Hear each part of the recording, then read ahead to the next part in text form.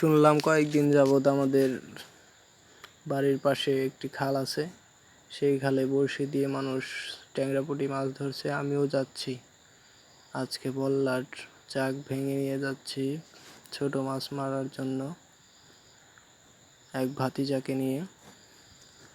দেখি কি কি মাছ পাই, চলেন যাই দেখি।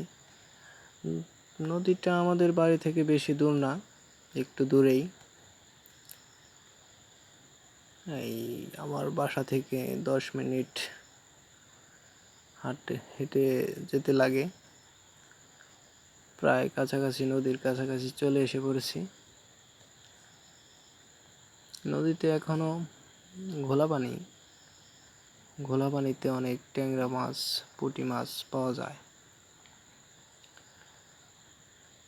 যাই হোক, বৃষ্টির কারণে, বৃষ্টি নামছিল তাই মাছ ধরার ভিডিওটা করতে পারি নাই। মাছ ধরা শেষ, এখন বাসায় যাচ্ছি। দেখেন, অনেকগুলা মাছ পাইছি, ট্যাংরা, পুঁটি, গোলসা।